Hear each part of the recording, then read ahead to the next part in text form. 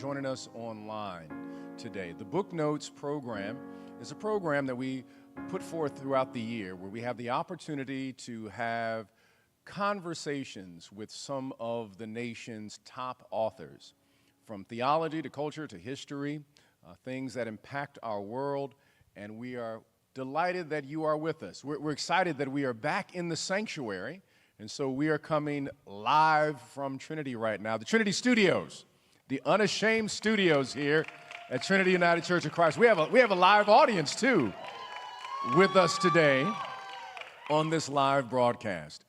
First, we want to begin in prayer, and then we're going to begin our conversation in reference to this amazing book that we are looking forward to delving into. Let us go to the Lord in prayer at this moment. Gracious and most merciful God, in whom we live, move, and have our being, we are grateful for your grace, grateful for your mercy, grateful for the prophets who went before us. Names such as King and James Orange and Diane Nash and Bayard Rustin, Ella Baker, Septima Clark, Shirley Chisholm, and so many others too numerous to name. We are grateful for the gift of journalism and historians who are keepers of the story and serve as scribes and griots to share information for the next generation. May your spirit rest here in this space at this moment, and we offer this prayer in the mighty and wonderful name of Jesus, who is the Christ. And the people of God who love God may say amen. Again, we welcome you to Book Notes here at Trinity United Church of Christ. I'm your host, Otis Moss III, and I am looking forward to this conversation today. Today we are speaking with author Jonathan Eig.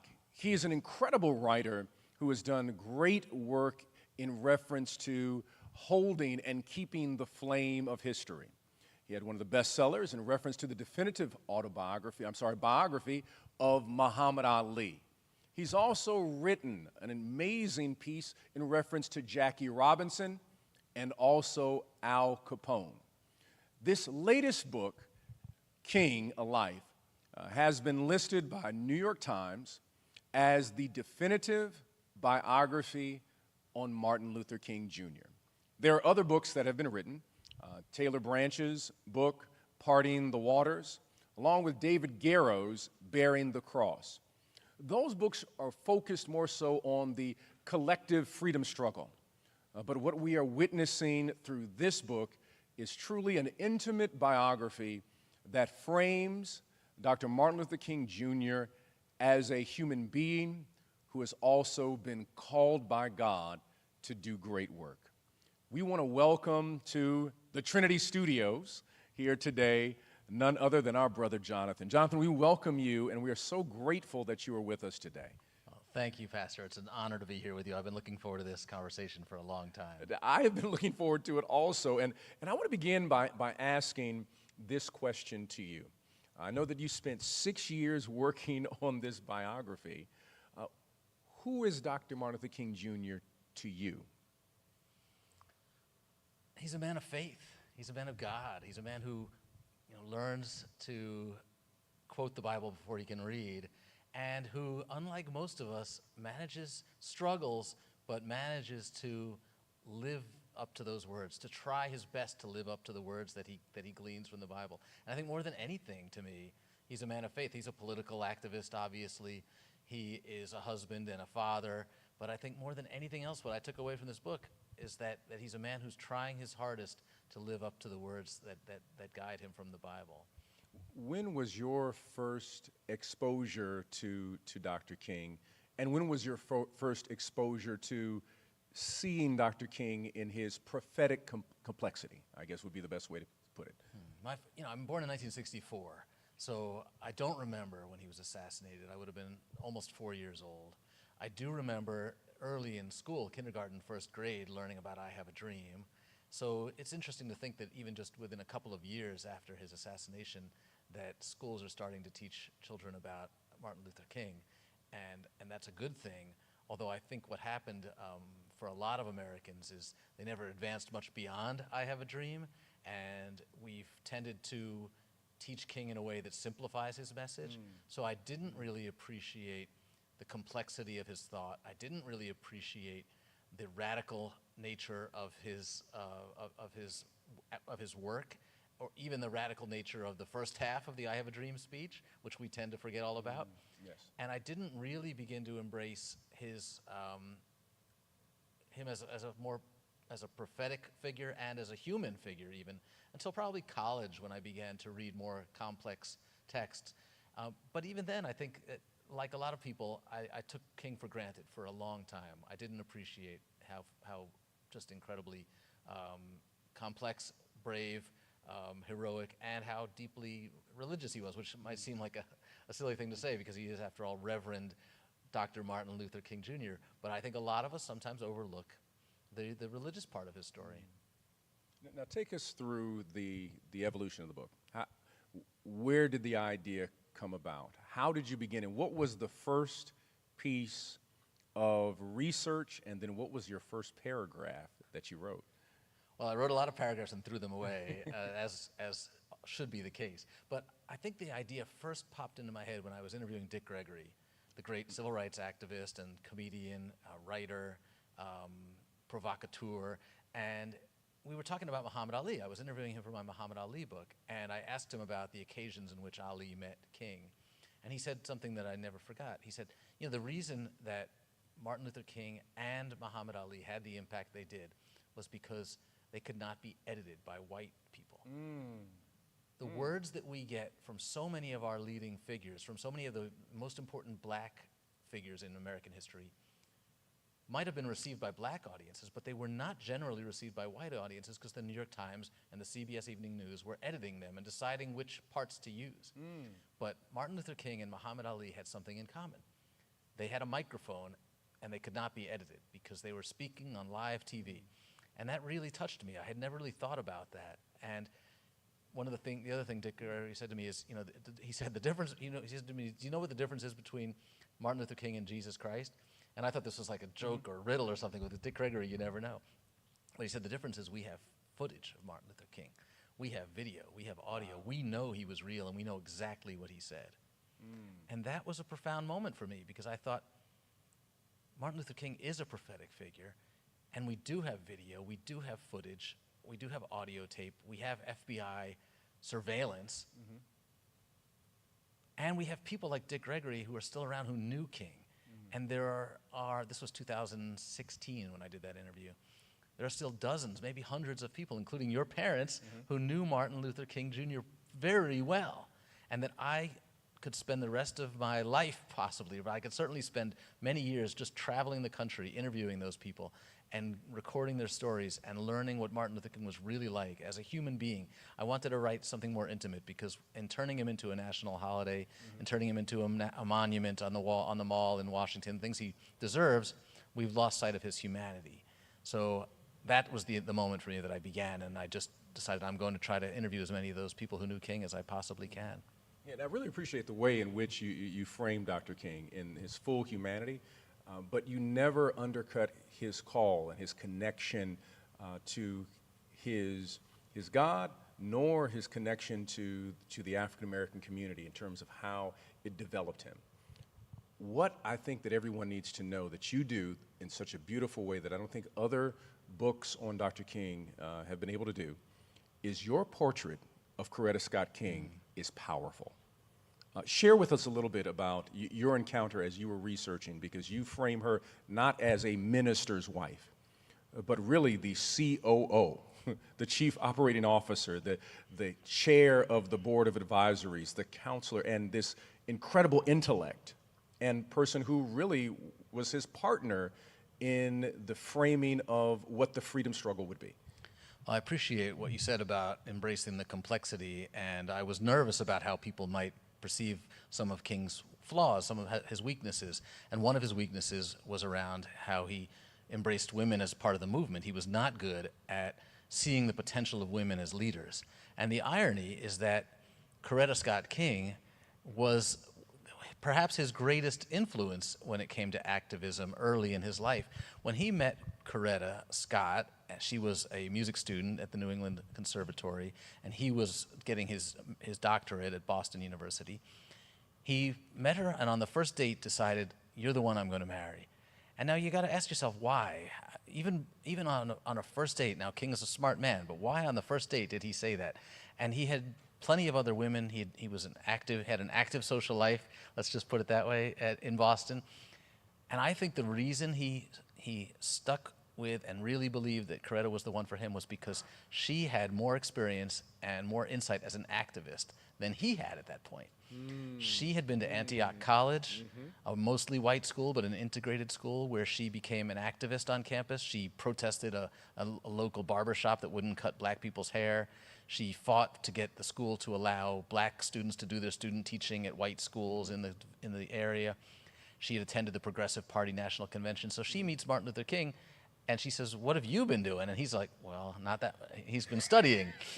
He hasn't been involved in any protests yet. And I think he's deeply attracted to the fact that she has not just this passion, but this resume. And she begins suggesting books that he needs to read. And I think, to King's credit, that really excites him. Now, flash forward a few years, and he's telling her that she needs to stay home and raise the kids. So she can't be as involved in the movement as she'd like to be. So for all of his wisdom in choosing Coretta, he did not fully appreciate her potential. Now, to add to that, which is interesting, is that Coretta Scott King is the person who pushed Dr. King in reference to his position on the Vietnam War. That's right. And I know that the board of SCLC essentially said, "No, don't do this." Except one person. I have to give a shout out to a person who's watching. "Dad, thank you for supporting Dr. King when everybody else said no," in reference to the war in Vietnam. But there were several different moments in his life where Coretta Scott King was this advisor and mentor and partner. Could you share some of those moments? Yeah, there's no question that Coretta speaks out on the Vietnam War first and encourages him to speak out more. And his own organization, the SCLC, with the exception of your father, hello, Reverend Moss, are encouraging him to keep quiet because it's going to cost them financial support. The Vietnam War was still fairly popular at that point. And they were worried that, A, they're already stretched thin. You know, the SCLC doesn't have a huge budget. They're having to scrape things together to raise money, and that they can't afford to anger any of their donors. And that also King is already stretched pretty thin. You know, he's got a lot on his plate, so why do you need to take on the Vietnam War? But it's Coretta who, even earlier, when King is awarded the Nobel Peace Prize, they come back and she says, "We have a greater responsibility than, not you, we have a greater responsibility than ever to expand our vision." You know, integration has been our most important priority up until now, but we have to do other things too. We have to consider income inequality. We have to consider militarism, materialism. This is a burden that we have chosen to take on, and the honor only means that we have to take it more seriously. And that's Coretta leading the way on that. Yeah, again, I just really appreciate the way that you framed Coretta Scott King and the people that you interviewed in reference to that. Now let's go before Dr. King was born. The story, the way you share the story of the King family on his father's side, Martin Luther King Jr., Sr., and on his mother's side. And if you could share, because many people don't know that he was not always Martin Luther King Jr. That's right. He was Mike King, and was still being called Mike King even when he went to college. Even as he goes off to seminary, he's still mostly calling himself Mike, or sometimes ML, and only gradually does he take on the Martin Luther King Jr. name, and that's because, in part, he wasn't born with it. His father was Mike King. He was Mike King Jr., no middle name. And when his father traveled to Germany and learned more about the great rebel, radical theologian Martin Luther, decided to add that to his own name. So he went from being Mike King, Reverend Mike King, to Reverend M.L. King, and then eventually Reverend Martin L. King, and then Martin Luther King. It was a process, and in part it reflected his growing stature.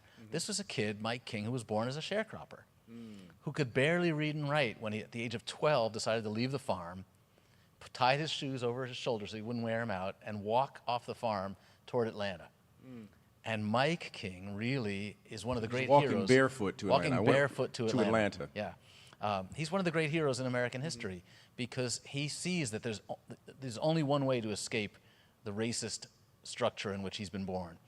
There's only one way to escape the situation that has dogged his father and mother and his ancestors before them, and that's to leave, to get out of this system and to try to find a new start. And many people at that point, this is the early 1900s, are doing it by moving north out of the South. He decides to move to Atlanta, which is also common. For some folks, they would leave the small towns, leave the farms, and go to a big city. And in Atlanta, there were a lot more opportunities.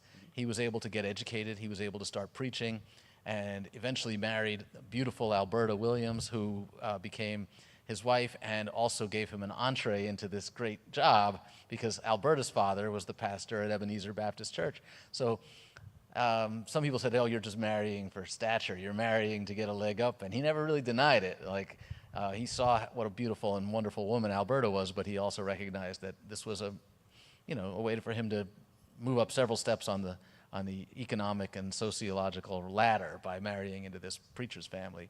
And soon enough, he became the preacher at Ebenezer. So Martin Luther King is born into this family of preachers. He's born into relative prosperity for a young man growing up in the Great Depression. He's got a nice house with a car and a pet dog and a housekeeper, right? He's growing up fairly well protected, but he's also in this very religious environment where there are, important teachers and theologians and preachers passing through town who are at the dinner table, and all of this goes into the making of young Mike King. It's all being planted, the seeds are being planted for Martin Luther King Jr. to grow.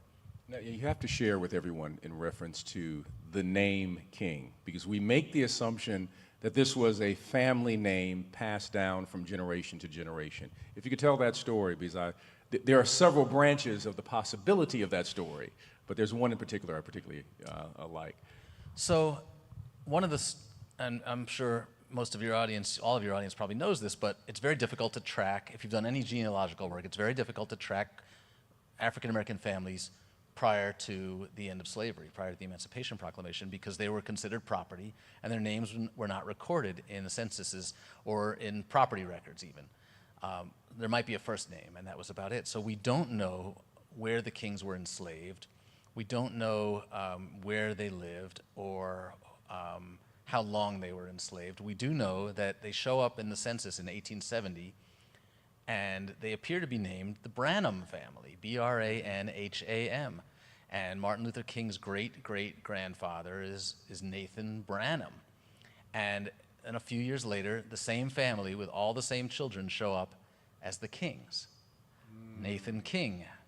And we don't know why they chose the name King. We don't know if it was a name that some of their relatives had chosen and they wanted to reunite with their families when they escaped, when they were freed finally, or if they had at one point been owned by another family named King, or if they just simply chose it because it's a great name, right? If you're going to choose a name coming out of this dark, dark period of enslavement, you might as well choose royalty, right?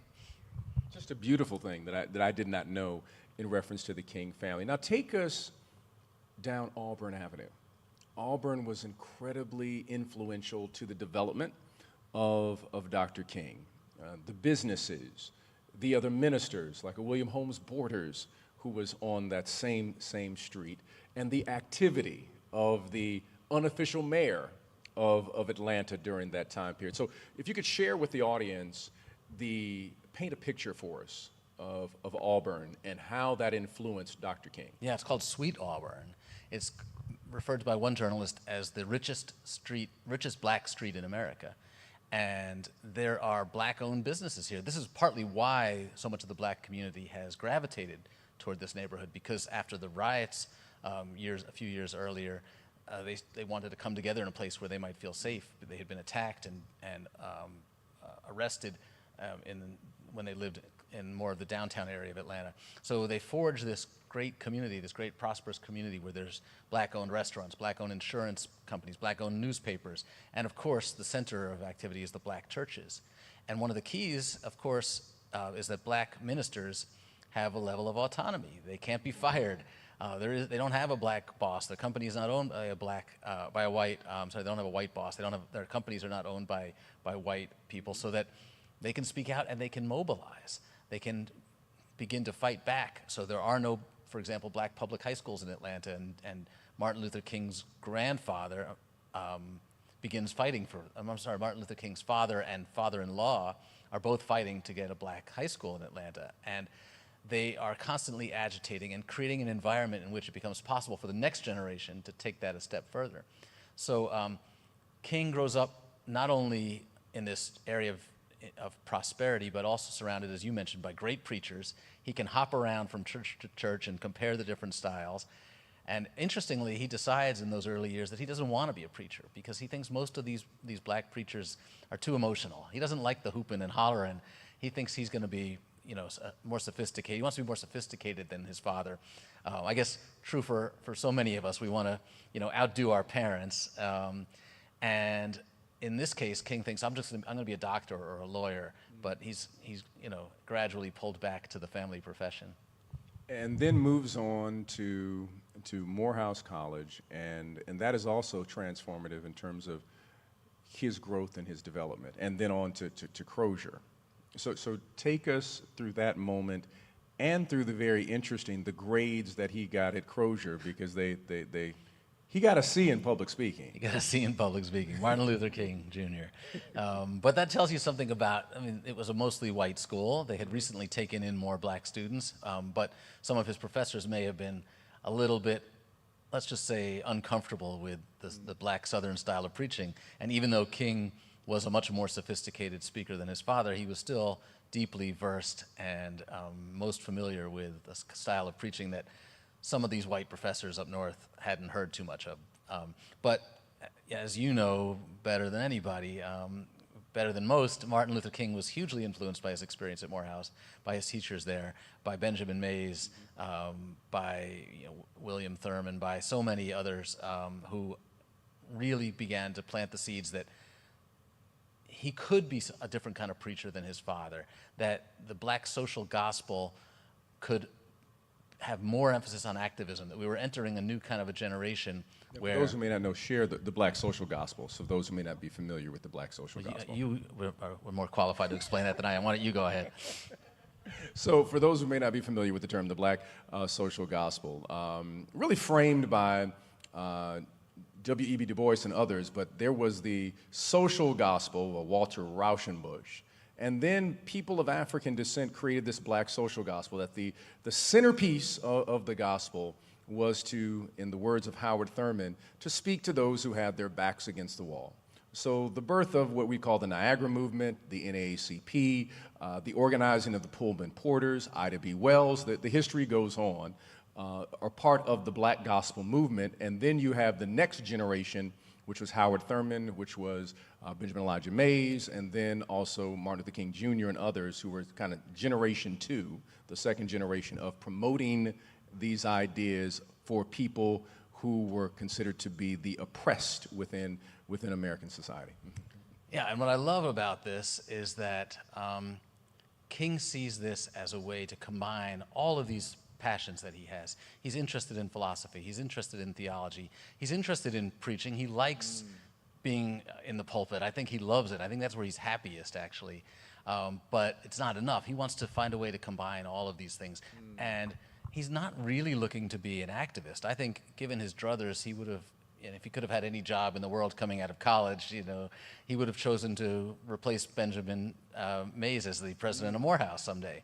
But when his career takes this unexpected turn and he's called to lead a social movement, when he's called to lead the Montgomery bus boycott, he's prepared because the black social gospel and because his father and his grandfather have prepared him for this moment. Now, the way in which you write the book, King becomes the centerpiece or the sun, and you have all these characters who are orbiting around Dr. King. So if we go to Montgomery, let's look at some of those satellites that are orbiting around and planets that are orbiting around this amazing star. E.D. Nixon. Who is E.D. Nixon? E.D. Nixon's a Pullman porter who has also been radicalized by his it's not just the church that radicalizes people, but the Pullman Porters are radicalized because they're traveling the country and they're under the influence of A. Philip Randolph, who's one of the great American heroes, who's using the power of the unions to organize black people to begin to stand up to inequality and injustice. So E.D. Nixon is one of the community leaders in Montgomery who is fighting for change, and he's the head of the local NAACP chapter, and he's clearly, a great leader in the community, but he's also kind of old-fashioned. He's not well-educated, so he's not sure. Some people are not sure he's the right one to lead the Montgomery bus boycott, but he has done a tremendous job before the bus boycott ever begins of mobilizing citizens and preparing them for whatever fight may be coming. And then you have Rufus Lewis. Who is Rufus Lewis? And there is a story you share about Rufus Lewis. He owned a club, y'all. He owned a club. Yeah. There's a great story about that club I love. He was a football coach who also became a great leader in the community and who owned a club called the Citizens Club. Mm-hmm. And if you wanted to come and have a drink at the Citizens Club, they probably didn't check IDs to make sure you were of age, but they did check to see if you were registered to vote. And if you weren't registered to vote, you could not get into the Citizens Club, because that's what it meant to be a citizen in Rufus Lewis's view. To be a citizen meant to participate and to vote. And it wasn't easy to register to vote, which is partly what they were fighting about. But if you came in and you wanted to drink and you couldn't get in because you weren't registered to vote, Rufus Lewis would take you the next day and help you get registered. So these are men who, before Martin Luther King ever came along, before anybody had ever heard of him, they were fighting the good fight. And Joanne Robinson, we should mention too. There were women in Montgomery, and Rosa Parks, who did not just sit down on a bus. Yes. These women were mobilizing and organizing the community long before this 26-year-old preacher named King shows up. So Joanne Robinson was a teacher at Alabama State who was expressing her concern, organizing people, asking if they would consider boycotting the buses someday, petitioning the city to integrate those buses, trying to negotiate some kind of an understanding where they didn't even really want the buses necessarily to be fully integrated. They just wanted a more fair system, a less humiliating system by which people could ride the buses. And only because the city wouldn't even negotiate a somewhat more respectable arrangement for riding the buses did it come to what it came to. Now, Joanne Robinson truly is the person who started the Montgomery bus boycott. You might want to, if you could share a little bit about the mimeograph machine that she and the gathering in order to start the movement that the men were arguing about. Yeah. But Joanne Robinson said, we're just going to go ahead and do this. It's one of the great wonders of history that this is the moment that Martin Luther King becomes Martin Luther King. It's December 5th, 1955. But if you look at what went into making that moment happen, it's not just Martin Luther King, right? Like I said, for years before, Joanne Robinson and others were trying to get the city to integrate its buses. There were other men and women who'd been arrested for refusing to give up their seats, and they decided the time was not quite right to launch a full-fledged boycott. But when Rosa Parks got arrested, there was a new lawyer in town, a black lawyer named Fred Gray, who, God bless him, is still with us, and maybe he's watching today too on the feed. But that's one reason the Montgomery bus boycott was able to work, because suddenly Montgomery had a black lawyer who was willing to fight. Joanne Robinson was advocating and activating the community, and people like Rosa Parks had been working for the NAACP, preparing the community for this moment. And when Rosa Parks gets arrested, Joanne Robinson starts getting people to mimeograph. Back then, you didn't have the internet. They couldn't just send out a tweet. So they're cranking out copies of this flyer, and she actually did it on university stationery using the university machines, and then she did reimburse the university for her. She didn't want to get fired over this, because again, these are black people working for the state. Yes. She could have easily been fired if they learned that she had used the official, the equipment of the university to organize this protest. So by the time December 5th comes along, the community is ready to go. She's been postering the community with these flyers saying, we're going to stay off the buses on Monday. But on Sunday night, before the boycott begins, they need somebody to address the community. They call a mass meeting, and they call it for Holt Street Baptist Church, the biggest church in town, because they want to fit as many people in there as they can get. And they're looking for somebody to give the initial speech, and they don't know who. They don't think it should be Rufus Lewis because then E.D. Nixon's friends won't support him. It can't be E.D. Nixon because then Rufus Lewis's friends won't support him. And as you might be able to relate, there's some competition among preachers. And they're worried that if they pick one preacher, then people from the other church won't come. Well, somebody says, actually Joanne Robinson says, well, my preacher's new in town. Why don't we let him do it? What's his name? Martin Luther King Jr. And he's a pretty good speaker. So they asked Martin Luther King if he'll give the keynote address at the first mass meeting. And his initial response is no, like, I don't want to. I'm busy. I've got a new baby. I'm working on my dissertation, but he thinks about it and he says, okay, he'll do it. And he has 20 minutes to prepare what he calls the biggest speech of his life. And he has a panic attack when he goes home to try to write it. Loses 10 minutes really suffering an anxiety attack over this. And then gets to the church. The crowd is so big that it's spilling out into the streets. Thousands of people. They're setting up loudspeakers outside the building.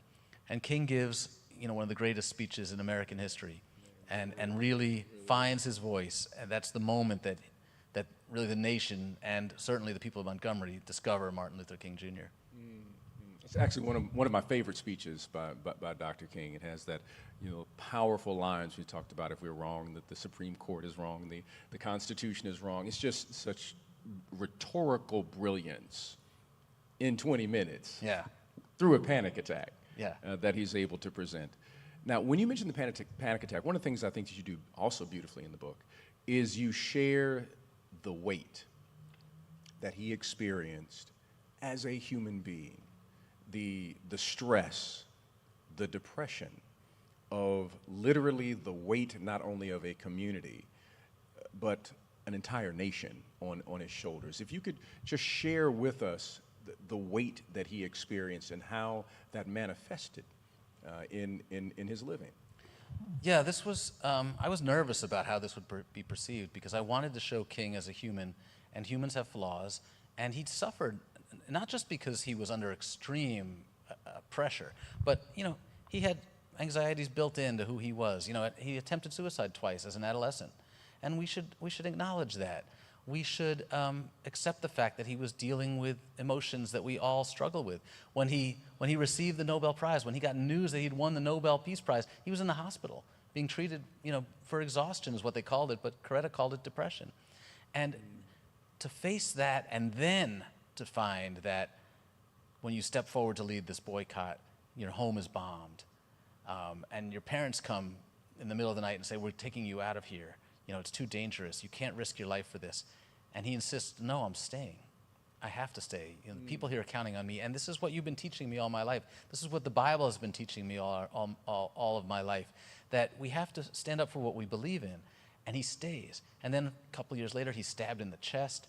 His home is shot at. He's receiving death threats all the time. And then his own government turns against him. The state power is used to try to destroy him. And over again, that burden, it's real. He's not immune to it. He feels it. And because the FBI is wiretapping his phones, we hear him on the phone with his friends talking about how distressed he is, how worn out he is. But he goes on. He never talks about quitting. And if anything, he doubles down on his faith. He says, his friends say, well, let's just stick to voting rights in the South. We're good at that. We know how to do that. And you're only incurring more wrath by calling out Northern racism. You're only making your case harder by getting involved in the Vietnam War. And he says, no, I can't do that. That's not who I am. We have a couple of questions that have come online that I want to raise. Well, we have one here that says, can you tell us more about the unpublished Daddy King autobiography that is mentioned? Yeah, this was one of my most exciting discoveries, and I found a lot of new material. You'd think Martin Luther King is so well known, so many books have been written about him. I was really surprised at how much new material I discovered in the 6 years of writing this book. And one of the things I discovered was I found it in a genealogical study, a report on King's ancestry. It cited an autobiography of Martin Luther King Sr. as told to Edward A. Jones, who was a professor at Morehouse. And it had never been published. And I couldn't find it anywhere. It turned out there was one copy in the King Center archives. They didn't even know they had it when I called them and said, can I see that? And it was revelatory because it's not just the autobiography that King worked on with Jones, but the interviews that he did with Jones as well. So there's a lot of material in there. And some of the things he talks about in there are just heartbreaking and mind-boggling. You get a lot of details about the King family, about King Sr.'s childhood in Stockbridge, Georgia. But also one of the things that really amazed me, and I'd be curious to get your take on this as a son of a pastor, Martin Luther King Sr. said he didn't want his boys to become preachers. And even though they felt pressure to follow in their dad's footsteps, he said he was more concerned that they would have economic stability, that they would have a respectable, conservative kind of a job. He wanted them to be like lawyers and businessmen. And I was really struck by that. It doesn't seem like, you would think that a great preacher like Martin Luther King Sr. would want his kids to follow in his footsteps, but he had mixed feelings about it. I think that's would be common among many ministers that would not want their children to go into the ministry with the challenges and the bumps, the bruises, and the pains that they've experienced. They want their children in a steady position where there's something that is that they can depend on versus the whims of the Spirit or the whims of the way a congregation may function. I would imagine the scrutiny is a part of it too. Without a doubt. Everything can be scrutinized as a minister. It doesn't make a difference what it is. Someone will find a particular fault in what you do, no matter what happens. That I would hope that biography would be published at some point in the future. I'm hoping so too. Will you be a part of that? I would love to help if I can. Okay. And there's another question. Were members of the King family interviewed? Some members of the King family were interviewed. The cousins, nieces, and nephews, I interviewed a lot of those. The three surviving King children opted not to be interviewed. And the next question that I want to raise is, behind every great man is a great woman. Any chance there will be a biography by you on Coretta Scott King? So I've been talking a lot about that, and I agree we desperately need a Coretta Scott King biography. And I found some new material on Mrs. King that I was excited about, and I'm hoping to share. I don't know if I'll be the one to write it. I don't know. I think it would be better if a woman wrote it. But if the King family would help, I would certainly consider doing it. One of the things that's really I found tapes that Coretta made right after her husband's assassination when she began working on her memoir, and she was working with an editor, and they recorded interviews, and I found those tapes and listened to them, and they're incredible. There's a lot of interesting information in there. But I also was told by Mrs. King's secretary that she kept a blue Samsonite suitcase under her bed filled with all of the most personal letters that Martin had written her over the years. And nobody knows where those letters are today. And if I could get those letters, yes, I would be happy to write the new Coretta Scott King biography. Wow. So if you got a blue Samsonite suitcase in the attic, check it out and let me know what's in there. And here is a question from someone I know by the name of Monica Moss. This question is, how could Dr. King exist in America? What causes would he seek to lift up now? Wow. I would like to ask Mrs. Monica Moss that question, and I might ask you that question. I think, one of the beautiful things whenever I'm asked, what would Dr. King say about this, what would he say about that, I usually don't have to speculate because he said it. And toward the end of his career, toward the end of his life, he was feeling picked on. He was feeling down. He said he felt like people weren't listening to him anymore. And we know this again because the FBI was recording his phone calls and we can read the transcripts now. But he also decided that he was going to just go all in on what he truly believed in. And as I mentioned earlier, some of his advisors were saying, let's just focus on voting rights. Let's just get more people registered to vote in the South, and we can tip the balance of power in elections, and we'll make a real impact that way. And he said, no, there are problems in the world that I have to address, even though it's not the safe thing to do. That's why he came to Chicago in 1966, because he felt like Northern racists were just as bad as Southern racists. They were just disguising it better, and he wanted to come here and call it out. And he began to talk more about income inequality. He began to talk about reparations. He began to talk about incarceration. And he wasn't just talking about it, he decided he was going to commit to it, and that even when he was feeling like he was losing popularity, it's not just that he felt it, he was. 70% of Americans said they disapproved of Martin Luther King's tactics in 1967, 68. But what his plan was to organize a new, bigger movement, bigger than anything he'd ever done. It was essentially Occupy Washington.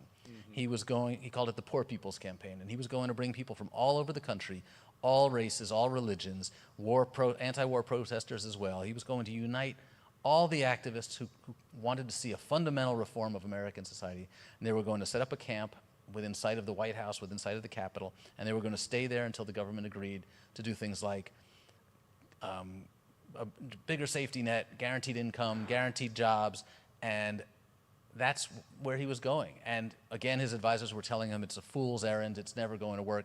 But he said, I'm not running for office. I'm doing what I believe is morally right, not what's politically right.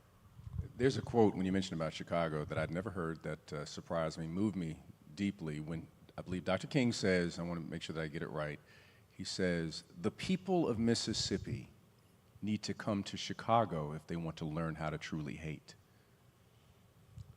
Yeah. Well, he came to Chicago.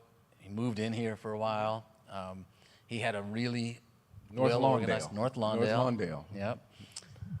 He had a really well-organized plan for how he was going to attack slum landlords and how he was going to attack school segregation, and it didn't go too well.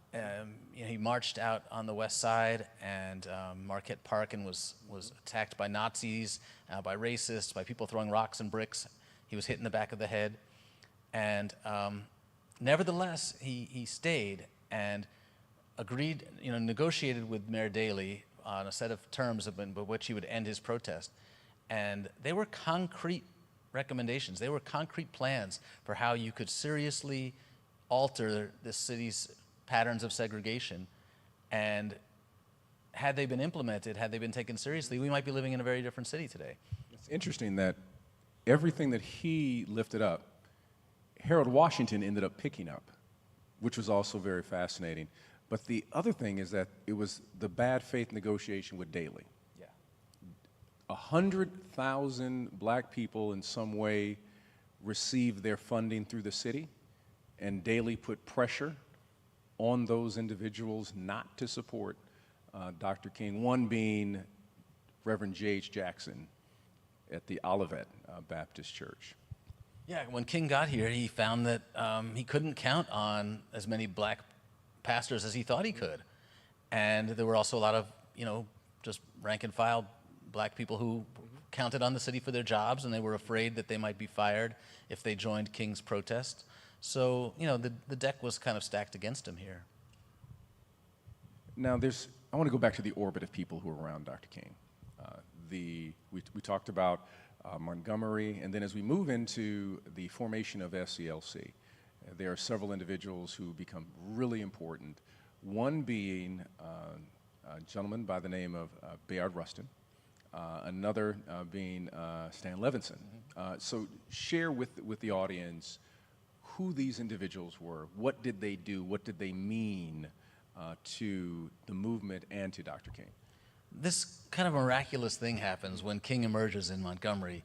The boycotts are not even a success yet. They're just getting a lot of attention. And people see this potential star in King. And had it been, E.D. Nixon or Rufus Lewis, I don't think this happens, because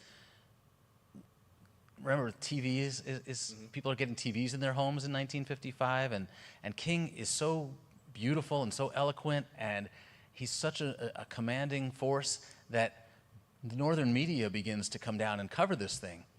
And the Montgomery bus boycotts become a national, even an international story. And people like Bayard Rustin and Stan Levinson, who have been activists for a long time, since King was a kid, they've been fighting. Stan Levinson was a former communist party member, and Bayard Rustin was a longtime activist, one of the few openly gay men in the movement. But they realized that this could be an opportunity to try to take the movement national, and that King could be the guy who helps them do that. So they rush down to Montgomery and they offer their services and they begin to say, this is going to be bigger than you. This is going to be bigger than buses in Montgomery. We have an opportunity here to really create a national movement. And King, once again, is not looking for this job. You know, he's probably thinking, you know, he's going to get back to his church sometime soon. But he responds to the call, you know, yet again, steps forth when asked to lead. And with the guidance of people like, you know, Rustin and Levison and Ella Baker, he begins to formulate a national plan, and that's how the SCLC is formed with the idea. And remember, at first they were going to call it the Southern Transportation Organization. They were just going to focus on buses, and then they begin to call it the Southern Leadership, Southern Christian Leadership Conference. Because it's Southern, it's based on religion, it's taking the power of the church, the black church in the South, and expanding it. But the fact that even that they still call it Southern tells you something about how they really didn't know where this was going. Now, when you mentioned Bayard Rustin, there's a scene that you have in the book, which I was not aware of, in reference to Adam Clayton Powell and his, I guess the best way to put it was, his issue he had with King was going to protest the Democratic National Convention. Right. And then he did a political move that I was really surprised. But then again, I was not surprised because I've read Adam Clayton Powell's biography, and I know that how he operated. But he did something that was pretty rough during that time period to create tension in the movement. A lot of black leaders were threatened by King. They saw him as a challenge. They worried that he would undercut their power or their financial support. You know, the NAACP was always worried that the SCLC would become a membership organization and drain members from the NAACP. So there was always this tension with Roy Wilkins as well. Adam Clayton Powell had a really love-hate relationship with King.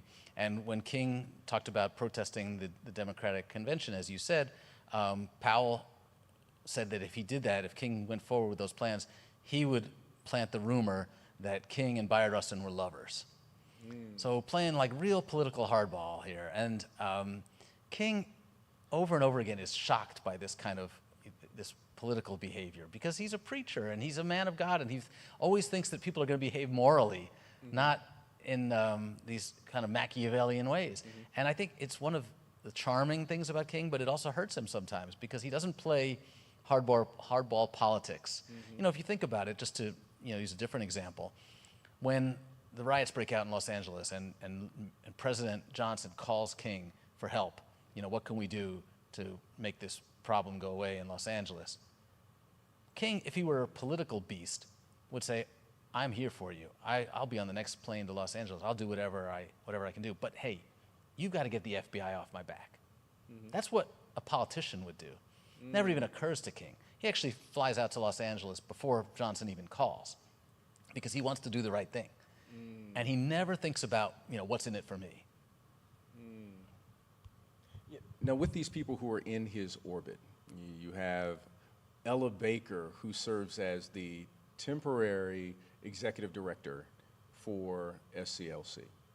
Share with us a little bit about her impact and her perspective as a woman working in this male-dominated organization. She's another person who was fairly critical of King. Yes. And said that he, and not just King, but he and most of the leaders of the SCLC, because they were Baptist preachers, were sexist.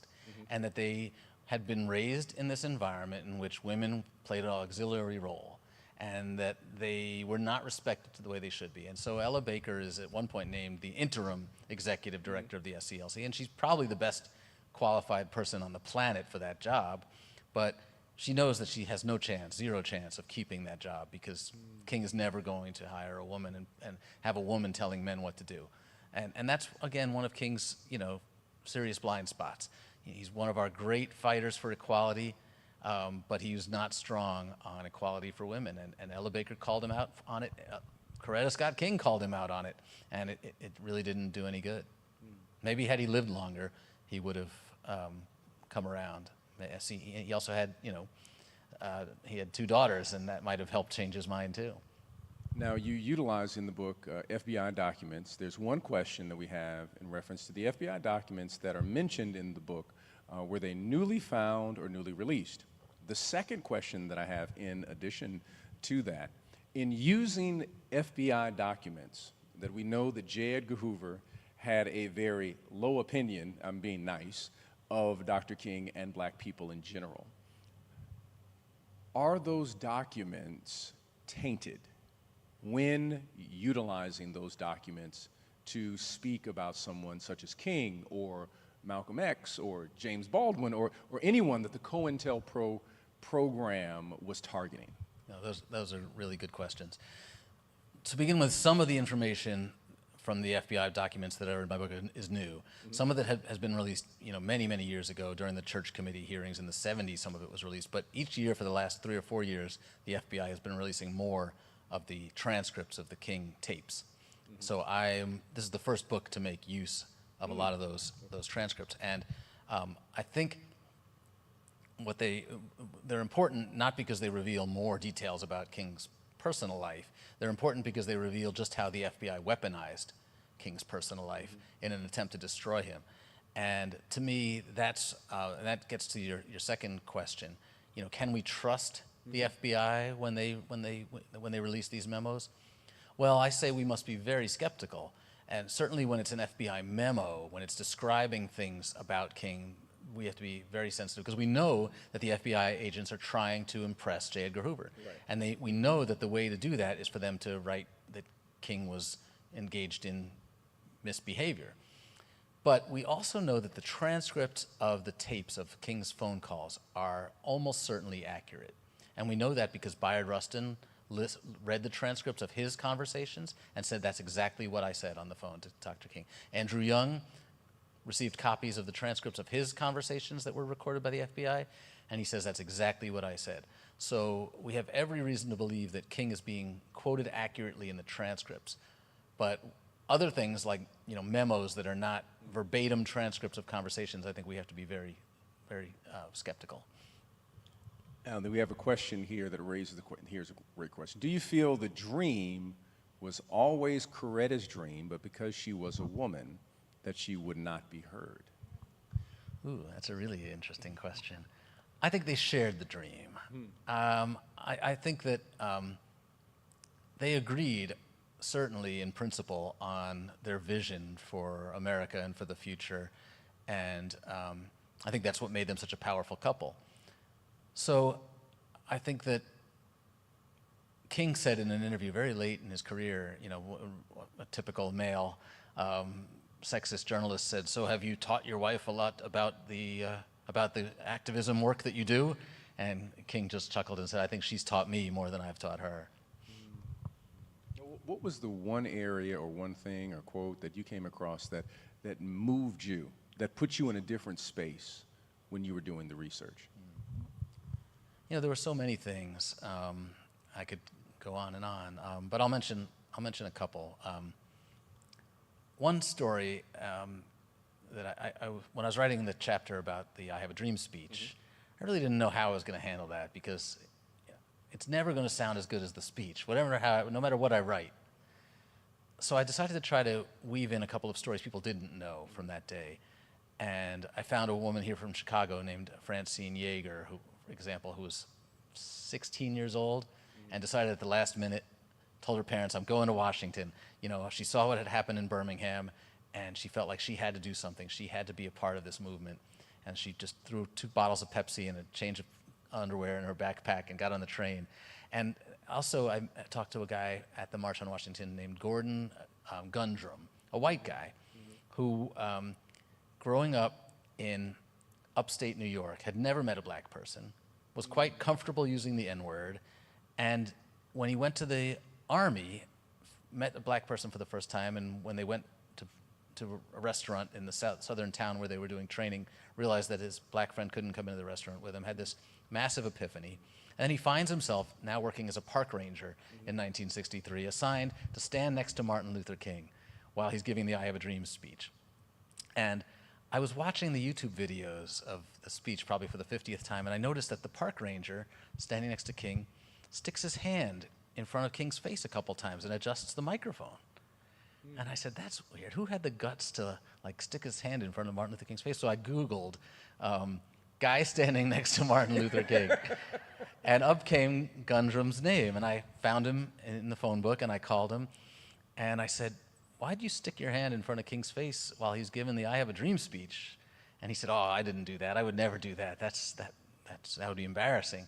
And I said, no, you did. Go watch the video on YouTube again. He goes, oh my God. And when he told me the story, he said he was so moved that day by King's words, and he had never been at a civil rights protest, never really given thought to what King's movement was about or why people were protesting it just wasn't that important to him. But when he saw the crowd and saw how they were reacting to King, he felt this urge to make sure King was really heard and seen. And he moved the microphone a little bit to make sure that King's voice was going to be loud enough. And I thought, well, that's an act of love right there. That is an act of listening and love and care for your brother. And for a white guy who grew up the way Gunny did to take that, I mean, that really moved me. And I don't know, it still gives me goosebumps to think about how, one person can be changed in that way. Now, there's a scene that you write about that just to conceive of what could have happened was extraordinary. Martin Luther King Jr. meets with the Honorable Elijah Muhammad, and they have an agreement in reference to they come to a commonality. Share with us a little bit about that, because I think it's fascinating, because most people think that Muhammad over here, King over here, but there was this consistent reaching out